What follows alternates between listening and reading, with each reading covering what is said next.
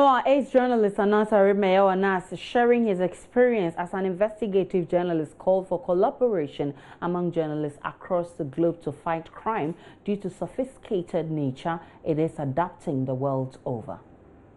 I think that the criminals we deal with are becoming more sophisticated. As journalists, we should rethink our methods. They always want to think and get us. And so we have to be more innovative than we used to be. Once society is developing at a faster speed, we also as journalists have to find ingenious ways of turning around our work, else we risk dying in the field of work. How difficult or easy can this be for journalists across the globe? It will always be difficult because the people we are dealing with are people who want to get us. I mean, that's what it is. It will always be that. It's a hot kitchen. If you don't have the energy for it, you get out of it. Well, other international journalists participating in this year's deliberations in Accra have called also to underscore the work of the investigative journalists while demanding for protection for them in their line of duty. Well, Fitzbon is the head of the African Desk International Consortium of Investigative Journalists.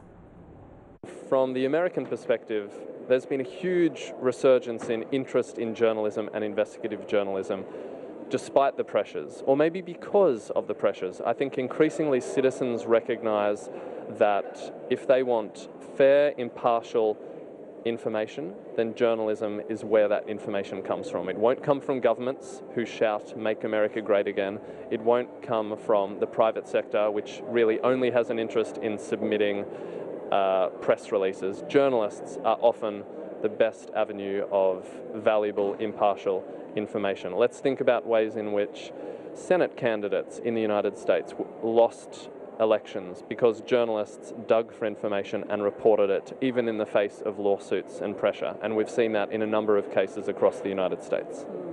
A key issue on the minds of most Ghanaians as far as the work of journalists and the journalists themselves are concerned is protection.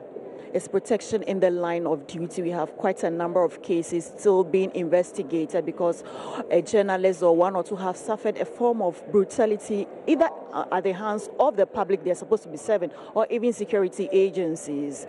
How would you say, I mean, beyond the national scale, globally, can this issue be tackled so that journalists can feel safer in the line of duty? Journalist safety is one of the biggest concerns currently, and although we should applaud Ghana for being recognized as #1 in Africa on the recent World Press Freedoms ranking, I do think that's somewhat of a mirage. Ghana and the Ghanaian authorities should not use that as carte blanche not to hold people to account who have attacked journalists, and I fear that's currently the case. I think what has to happen more is that government, civil society and users of the media stand up for journalists. If you read and consume news, if you enjoy Joy FM or any other local or international media, we as consumers, I think, have an obligation to make it clear to our leaders that we will not tolerate abuse of government. Now, head of West Africa BBC World Service, Oluwatoyose Ogunseye, encouraged journalists to be motivated by the impact of their stories and not limit themselves to specifically journalists such as activism or investigative journalism. It's a very thin line between investigative journalism and activism, but I think that there's so many challenges facing investigative journalism, and activism isn't one of those challenges.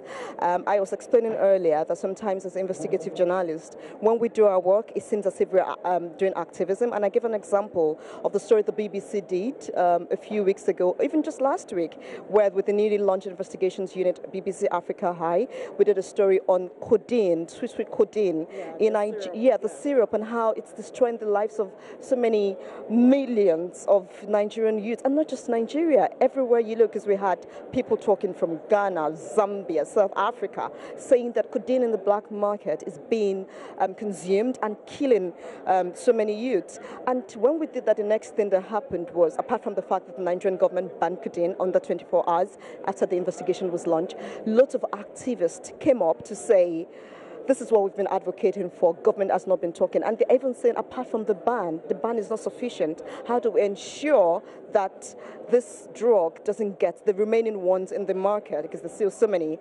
doesn't get into the hands of young people. So there's a very thin line. Sometimes journalists do work and then activists pick it up. Sometimes activists do work and then journalists pick it up. I really do not want us to focus on is investigative journalism activism or is activism investigative journalism, because we have the issues of funding, we have issues of safety, we have issues of time, we have issues of resources facing journalists, and I think that more attention needs to be paid to that.